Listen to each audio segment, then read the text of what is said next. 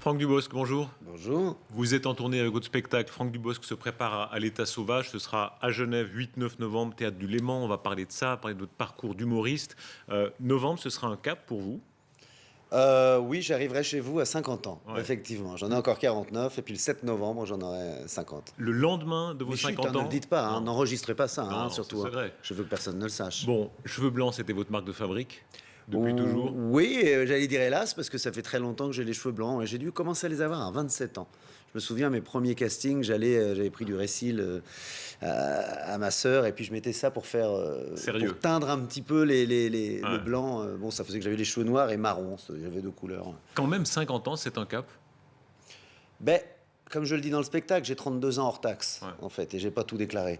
Mais j'essaie de pas le voir comme un cap. J'essaie d'oublier que... Au début, je l'avais écrit, je disais j'ai 50 ans et tout. Je me dis non, je vais pas pouvoir jouer en disant j'ai 50 ans. Même si j'admets l'âge et tout ça, j'ai pas ça dans ma tête. J'ai pas... je veux pas me poser... On a l'impression que 50 ans, pour moi, c'est un bonhomme. On a 50 ans, un cinquantenaire. Un monsieur, ouais. Un monsieur... Il y a des choses qu'on ne peut plus jouer à 50 ans que je vous pense avez pas. joué? Oh, Ah, vous avez joué en maillot de bain, des films entiers, vous avez joué, mais ça vous pourriez toujours. Non, je pourrais toujours. Oui, je pourrais toujours pour m'amuser. La preuve, c'est que sur mon affiche, je me suis aussi mis avec cette grande barbe justement pour la déconnade, pour pas m'empâter, pour pas me sentir devenir vieux et essayer de me mettre beau sur une affiche en retouchant un petit peu. Non, je pense que il y a un moment, peut-être que je pourrais pas physiquement le jouer, mais dans ma tête, je peux encore jouer tout ça. Ouais. Alors le style du Bosc, ça reste à peu près un peu tendre, un peu cru. Alors j'ai relevé la fellation, c'est la fée qui aide papa à s'endormir. Oui, c'est ce que je dis parce que je sais que j'ai beaucoup d'enfants souvent dans la salle, donc tout ce qui est un petit peu plus pour adultes et où les parents pourraient avoir des questions Vous le faites difficiles. passer comme ça, hein. Je le fais passer comme ça, oui. Quand je parle de la fellation, je rappelle aux enfants effectivement que la fellation est la fée qui aide les papas à s'endormir le soir et parfois au bureau. Ça c'est votre style, hein. Vous pouvez aller assez loin et en même temps ça reste. Oui, Voilà. je veux toujours avoir modéré les choses. Quand je l'écris, même, je me dis, je pense aussi qu'un jour mes enfants le verront. Ah. Et puis, bon, alors, mais ça reste un spectacle pour les grands, donc forcément, je peux pas non plus faire, je suis pas Chantal Goya. Enfin, je blague là-dessus aussi. Je suis Franck Goyot, moi. Je peux pas faire un spectacle pour les enfants. Vous êtes quel genre quand vous écrivez? À rajouter du salé en vous disant faut pimenter ou au contraire à biffer? J'en enlève, Ouais. et puis quand je commence à jouer, j'en remets. Parce que malgré tout, on sent que aussi les gens en ont un petit peu envie, quoi. Mais au début, quand j'écris, je mets tout, puis quand je relis, je dis ah ça, allez, non. Mais ce que je fais en fait quand j'écris, c'est que sur les derniers spectacles que j'ai faits, j'ai commencé par la fin.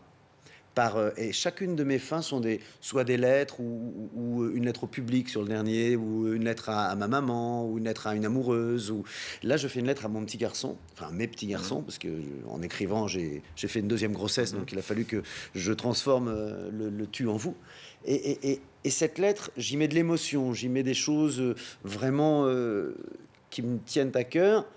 Et là, quand je fais ça, ça me donne presque l'excuse d'aller un petit peu plus loin dans le reste. Je me dis, allez, j'ai la fin qui est vraiment émouvante, donc je peux aller déconner avec tout le reste. Ça vous arrive d'avoir honte? Le vrai malaise où vous lancez une vanne et tout à coup vous sentez que ça passe pas?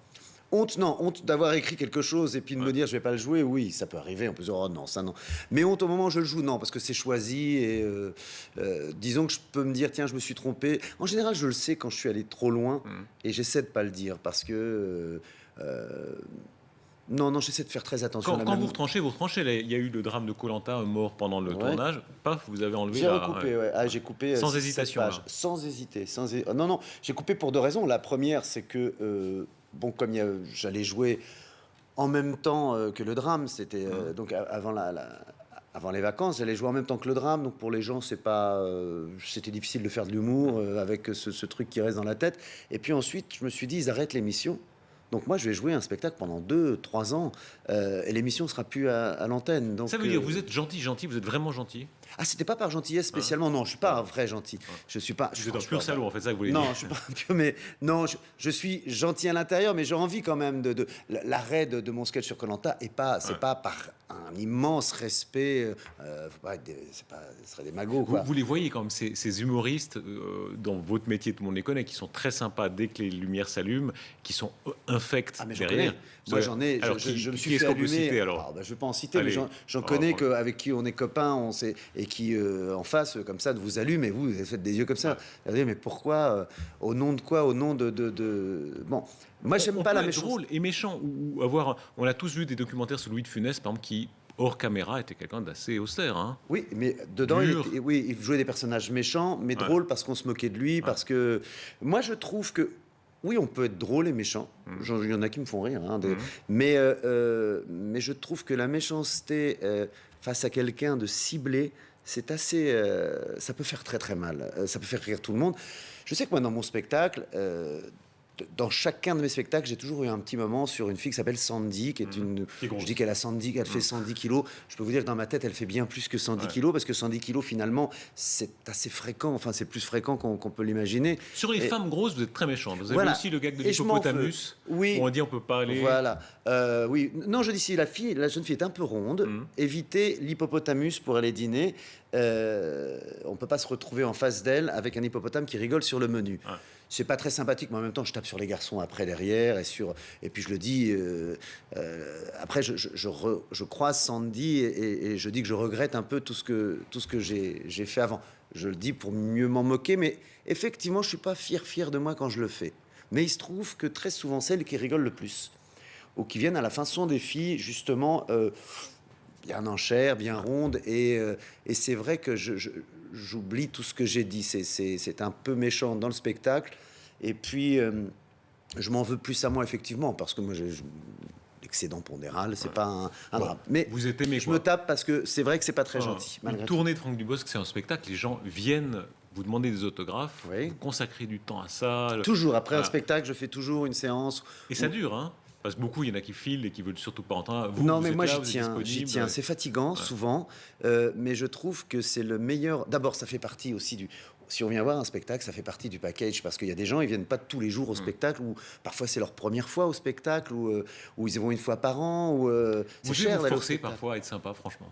Oui, Quand on vous arrête dans la rue, on n'est pas bien toujours sûr, présent. bien sûr. On n'a pas Vous toujours faites quoi? envie. Faites-nous le sourire commercial, le sourire Franck Ah, je sais Dubosc. pas bien le faire, mais non, il faut parfois, oui, parce que ça fait partie du métier. Sinon, mais j'ai un les gens tout petit disent, moment. il a la grosse tête. Ouais, et puis pour eux, c'est un moment privilégié, comme quand ils demandent une photo, que nous, c'est la 100e de la journée, et qu'ils disent, allez, la dernière. Ouais. Dans ma tête, je me dis, j'espère bien que c'est pas la dernière, mais Ouais, je vous ai vu, là, vous êtes cabotin parfaitement, vous faites le geste, etc. oui, Vous faites le jeu, quoi. c'est je me suis battu pour ce métier, pour être connu, pour être célèbre et tout ça. Si aujourd'hui je regrette, c'est ça la célébrité aussi. C'est pas que les gens qui vous applaudissent en distance comme ça, bravo, vous êtes une idole.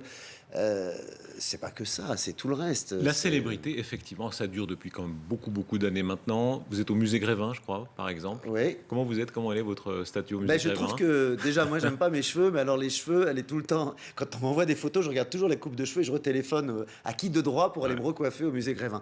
D'ailleurs, je demande aux gens, si vous allez au musée Grévin un jour, recoiffez-moi. Recoiffez-moi, les cheveux partent comme ça, hein. Vous êtes un des acteurs les mieux payés, toujours ces palmarès, etc. Vous faites beaucoup de choses. Hein. La suractivité, ça menace parfois. Oui, ouais, là je trouve que je fais beaucoup de choses. Heureusement, maintenant j'ai mes enfants, et ce qui fait que quand j'ai un planning, j'essaie de voir un petit peu, mais c'est difficile quoi, de dire non à des choses qui nous font envie, mais j'essaie de faire des plannings On pour leur voit laisser un peu ces de temps, humoristes, il y ouais. a l'exemple de Ruquier, qui je crois a beaucoup contribué à vous découvrir, Ouais. qui sont des gens qu'on voit partout, C'est on a l'impression qu'ils boulimique de vivent travail. dans le travail. Il vit pas pour le travail, mais c'est quelqu'un qui aime, qui aime bien vivre aussi. Il aime, et il a une jolie maison dans le sud. Il sait gérer son temps libre. C'est comme ça qu'il arrive à être. Il est boulimique de travail parce qu'il sait gérer son temps libre. Il aime ses amis, et ses amis sont les amis qui travaillent avec lui. La peur que ça s'arrête, ça existe toujours.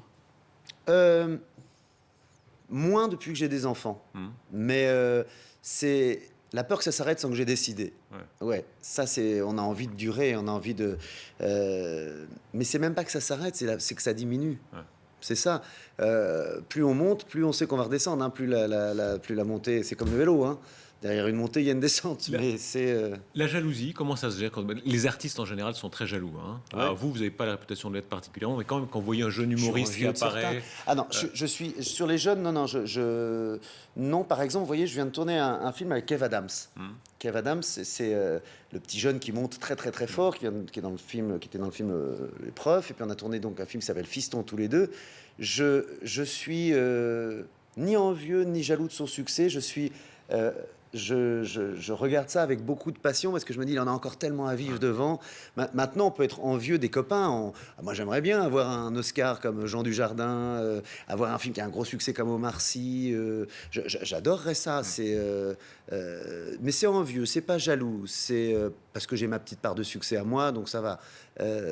Voilà, je suis d'une nature envieuse, ouais. Mais ça fait un but, ça nous donne un but. J'ai pas le but, je veux pas avoir un Oscar, mais ça nous donne un but, c'est de dire allez, je continue, moi je veux rester dans la course. 50 ans, des films qui ont marché au-delà de tout ce qu'on peut... Le meilleur film en termes de vente, c'était quoi? Camping. Camping. Camping 1. 5 millions et demi. Parcours extraordinaire. Vous revenez de loin. Hein. On peut voir sur YouTube, il y a une séquence extraordinaire où vous revenez dans la barre HLM où vous étiez gamin. Vous pleurez. Ouais. C'est poignant vraiment parce qu'on sent que c'est pas surjoué, etc. Vous pleurez vraiment, c'est un moment... Mais oui, parce que quand...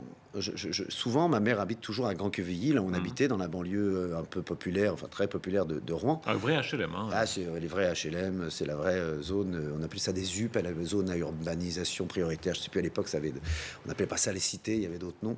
Et puis souvent, moi, à Noël, quand j'allais voir mes parents, maintenant que ma mère, parce que mon père est parti,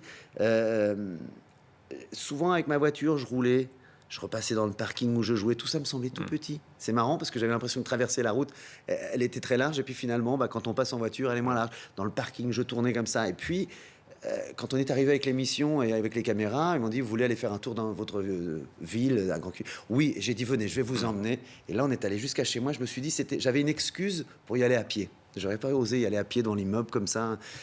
Et puis voilà, puis on a vu une dame qui était à l'étage où j'habitais, et puis j'ai dit, c'est chez vous que j'habitais là avant, à la création de l'immeuble en fait. Donc ça m'a fait entrer, monter les marches, voir cette dame, on monte les marches, il y avait une dame avec un petit garçon, qui me reconnaît. Je me dis, c'est étonnant de monter les marches de son enfance avec une dame qui me regarde comme une vedette de cinéma, et pas comme le petit garçon qui a habité là. Moi, j'ai habité là, j'ai mis des yaourts pourris dans le vide-ordures, j'ai sorti mon petit vélo comme son enfant, j'ai fait tout ça. Et... Vous faisiez des petits spectacles de marionnettes. Hein. Ouais, derrière l'immeuble, il y avait des bancs, ouais. et je mettais une couverture, puis je faisais des marionnettes et je faisais payer. Si on n'avait pas d'argent, on pouvait regarder de loin. Et après, je faisais payer en pièces jaunes. Déjà. Ah oui, il fallait des pièces jaunes. Ouais. Alors que les pièces de 1 franc étaient plus chères, mais elles étaient en argent, mais il me fallait des pièces jaunes comme les pirates. Origine sociale modeste, votre père était déclaré en douane, ça veut dire quoi exactement? En fait, il travaillait dans une boîte d'import-export où la boîte importait des produits que lui, il allait voir les douanes et il faisait des douaniers. C'était ça, déclarant. Est-ce que vous avez eu... Travailler sur le port, en fait. Est-ce que vous avez eu honte parfois? On est tous pareils, hein, tous les gens qui ont des origines sociales modestes, c'est ambigu. Parfois, on a... Oui, j'ai honte d'avoir eu honte. Ouais, bien sûr. Moi, ce que je faisais... parce que moi, je voyais à la télévision tous les films, quand il y avait des jeunes, c'était des beaux immeubles parisiens. Haussmanniens, avec la grande soirée. Les autres, ils allaient au ski, moi, j'avais pas vu tout ça, je savais pas. Ils faisaient du cheval. Donc, Et puis, même quand j'allais de chez moi jusqu'à Rouen, on passait de la rive gauche de la Seine à la rive droite. La rive gauche était très populaire, on parlait comme ça. Puis la rive droite, tout à coup, c'était chic. Ouais, nous, on arrivait avec nos mobylettes, avec les copains, on les cachait. Et puis après, on allait draguer les filles, rive droite, on changeait notre accent, on essayait de ne pas avoir l'air de loulou. Et puis, moi, je me souviens, je faisais un truc, c'est que il y a une grande rue dans Rouen, qui est une belle rue avec des belles portes cochères, comme à Paris. Et mon grand plaisir, c'est que je marchais dans la rue, je rentrais dans ces portes cochères juste pour le plaisir d'en sortir. Et que les gens, éventuellement, puissent se dire, ce jeune garçon, il habite là. Alors, personne ne me regardait, bien sûr. Vous racontez de très belles scènes avec votre père douanier qui va au camping, ça renvoie au film, qui était un type assez extraordinaire. Hein. Ah, mon père, oui. Je le dis dans le spectacle, à la fin, quand j'écris une lettre à mes petits garçons, c'est une lettre sur le bonheur, pour leur dire que le bonheur, c'est important et c'est pas donné à tout le monde. où je raconte comment mon père, comment le bonheur est arrivé à la maison par une augmentation et que le bonheur vient avec nous en vacances. Et je dis, il fallait voir mon père traverser le camping en vélo avec le bonheur sur le porte-bagages. Il était fier d'être heureux, mon père. Et oui, mon père au camping, c'était un autre monsieur. C'est pour ça que j'ai voulu à tout prix faire ce film camping, écrire ce film camping, parce que les seuls sourires de mon père, je les ai vus en camping. Famille pudique, hein, pas de gros mots. Ah, Pas question de se balader à poil ou ce genre de j'ai choses. jamais C'était vu très... mon père tout nu. Ça, c'est extraordinaire, ça. Pour... C'était très pudique. Mon père m'a jamais dit je t'aime. Il y avait une grande pudeur. Oui. C'était. Je trouve que j'ai été très bien élevé. Jamais je t'aime. Ah, non. Ma mère, oui, mais mon père, non, jamais, non. Je pense qu'il aurait toujours. Il m'aimait, mais il aurait toujours. Même sur la fin. Vous racontez une scène, une fois, vous dites, vous êtes allés boire un verre une fois ensemble. Ouais. Homme à homme. On a une seule fois dans notre vie, on a bu un verre, il m'a emmené, et puis je me souviens à l'époque parce que on est allé prendre ce verre et il a laissé 50 francs pour boire, ce qui était à l'époque, je vous parle de ça, il y a presque une trentaine d'années, et c'était énorme. C'était alors que lui devait en gagner 200 francs ou 300, je sais pas, peut-être sûrement un peu plus, je sais plus, mais il gagnait très peu. Et j'ai été étonné, et il m'a dit non, j'ai passé une bonne soirée. Et je me suis dit ça c'est. Est-ce que moi, si j'ai passé une bonne soirée, j'aurais laissé autant de pourboire à l'époque? À l'époque, j'étais jeune, mais aujourd'hui, c'était vraiment émouvant de le voir comme ça. Voilà, pas près de ses sous. Il est mort. Oui, il est mort. Il vous a vu réussir. Il a vu le début de la réussite. Ouais. Ouais. Il a vu le début. Ouais. Votre mère doit être fière. Au-delà de tout, non? Puis aujourd'hui, elle est habituée. Ouais. Elle s'est habituée, hélas. Elle a été fière, elle doit l'être. C'est une autre fierté. C'est-à-dire, il y a la. C'est une autre fierté. La fierté bouge parce que l'habitude de créer une fierté qui n'est pas celle que je préfère. Vous avez réussi d'abord à l'étranger. Il y a une série britannique que plus personne ne regarde maintenant, mais qui avait un succès extraordinaire. Hein. Des millions et des millions de gens. Vous étiez le beau gosse français de service. Le français, en tout cas. Beau gosse, j'en sais rien, mais j'étais le français de service. Ouais. Alors, est-ce que vous êtes beau ou pas? Parce que ça, c'est un grand... vous dites, vous êtes trop moche pour jouer les beaux à l'époque, trop beau pour jouer les moches. Bon, vous êtes beau gosse, quoi. Écoutez, très franchement, moi je ne m'aime pas physiquement, mais je crois que personne s'aime vraiment physiquement. Ah, il y en a, je crois, à mon avis. Ouais, mais en tout cas, non, moi je ne m'aime pas, j'aime pas mon nez, j'aime pas mes cheveux, non, j'aime pas, je sais même pas. Mais la première fois que vous êtes vu dans une glace en vous disant est-ce que je suis beau, c'était quand? Moi je sais rien, mais je suis comme tout le monde. Vous savez, quand on se regarde devant une glace, qu'on soit moche ou beau, il y a toujours un moment où on se dit c'est bon. Et puis c'est pas forcément le meilleur moment d'ailleurs, mais voilà. Et puis quand on est jeune, on se trouve pas beau parce qu'on a un bouton, vous voyez, et on regarde même plus notre visage. J'ai jamais, en revanche, j'ai su que j'étais dans la catégorie des jeunes premiers. C'est là-dedans qu'on m'a mis. Sauf que mon problème quand j'étais jeune, c'est que effectivement, je me trouvais trop beau pour faire les moches, trop moche pour faire les beaux. Alors, dans les castings, j'étais un petit peu... En plus, moi, j'étais à une époque, il y a donc 25 ans de ça, où les jeunes qui réussissaient au cinéma, c'était les mecs qui avaient des gueules de voyous et de tout ça. Et moi, je m'étais battu pour enlever ma tête de voyou avec ma mobilette de la rive gauche de Rouen. Je m'étais battu pour essayer de faire bourgeois. Je sais, j'étais pas au bon moment, pas à la bonne place. Les modèles, c'est qui? Les modèles de, je sais pas, Belmondo. C'était Belmondo, moi, mon idole, pas mon modèle. J'ai jamais vraiment eu de modèle. J'ai eu des idoles, mais pas des modèles. C'était Belmondo, c'était Delon, c'était Devers, c'était voilà. Et chez les femmes? Chez les femmes, j'ai jamais eu de. Si, oui, Annie Girardot et Romy Schneider. Mais parce que c'est des femmes qui dépassaient les hommes, vraiment. C'est des monstres du cinéma. Vous n'avez pas vraiment mangé Vous n'avez pas eu de période dure, hein, ça s'est toujours assez vite bien passé. Bon, vous avez joué dans les petits théâtres, etc. Jamais amer, hein, vous ne donnez jamais l'impression d'avoir été amer. Ça plutôt, j'ai eu beaucoup de chance, plutôt, Chouche du Bois. Non, j'ai eu de la chance quand même, moi. Et puis, je faisais attention. J'économisais pour les moments difficiles. Je me souviens d'une période où j'ai pas travaillé pendant, je sais plus, 18 mois. Je n'ai rien gagné pendant 18 mois. J'ai vécu avec ce que j'avais économisé. J'ai toujours fait attention de garder de l'argent pour les moments difficiles. Donc, et puis très vite, moi, je suis arrivé à Paris. J'ai fait des castings. J'ai décroché un premier rôle au cinéma. Puis après, je suis allé en Angleterre. Tout ça s'est enchaîné, donc j'ai toujours su un peu travailler, puis des petits jobs à droite à gauche, mais j'ai pas mal gagné ma vie pour un jeune, on va dire, assez vite. Ça veut dire la déprime, ça vous arrive pas? Le moment, si. C'est oui. Comment Franck Dubosc déprimé? Franck Dubosc déprimé, Ouais. c'est tous les jours. C'est pour ceux qui travaillent avec moi ou qui vivent avec moi, c'est assez difficile. J'en parle dans mon spectacle d'ailleurs. Moi, je dis, faut que ça aille mal. Et je dis d'ailleurs, c'est mon seul moment un peu politique. Je dis, de ce côté-là, j'ai un gouvernement qui me suit. C'est mon seul moment un peu politique comme ça. Je disais que vous forcez la dose. Vous allez écouter du Charles Aznavour qui fait pleurer plutôt que de vous préférer vous y aller à fond. D'ailleurs, je me suis toujours dit, c'est marrant, on dit à juste titre que quand les gens vont mal, quand il y a des crises, l'humour fonctionne plutôt bien. Les gens ont envie d'aller rire. Et puis Ça marche. alors je suis pas normal parce que moi, quand je me fais larguer par une femme, je vais écouter Aznavour plutôt que la compagnie créole. Alors je vais plutôt, souvent on a tendance à aller s'enfoncer dans notre malheur. La Suisse, ça marche en Suisse. Chaque fois que vous êtes venu en spectacle, ça marche bien. À Morges, à Montreux, vous commencez à connaître pas mal la Suisse. Oui, mais ça fait longtemps que je vais en Suisse. Pour voir des amis ou pour y jouer même. Je me souviens qu'un de mes premiers des premiers gros applaudissements, c'était dans une petite ville à côté de Genève dont je ne me souviens plus le nom, où plein de jeunes étaient là parce je passais beaucoup dans une radio à l'époque avec un copain, avec Max, sur Fun Radio. Et j'avais été surpris parce qu'on était en Suisse, c'était une radio française et en plus à la radio on n'imagine pas que ça passe les frontières. Puis cette petite ville devait être près de la frontière et là j'avais tous les jeunes qui étaient là, ça hurlait là-dedans. En Suisse on vous connaît. Oui. Il y a une vidéo légèrement compromettante pour vous. Je crois que vous êtes chez Ardisson et vous vous fichez de la gueule des Suisses et des Belges. Vous dites ils m'adorent, etc. Moi, évidemment. Vous jouez le méchant français qui méprise les je sais pas. C'est possible parce que je méprise énormément les Suisses. Mais non, je sais pas, je m'en souviens plus. Il y a un public suisse, c'est un peu différent ou bien ça tout dépend. Non,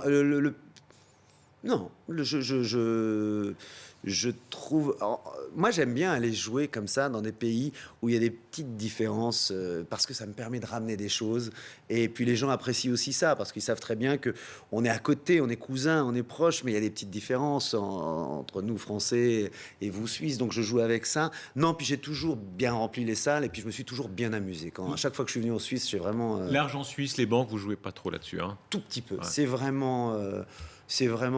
Je sais plus, je rajoute des trucs en impro. La dernière fois, je sais plus, je parlais des stations-service d'autoroute où on prend toujours des petites spécialités locales, des nougats à Montélimar, de la lavande en Provence. Et je dis, puis quand je viens en Suisse, je prends toujours un petit porte-carte en cuir.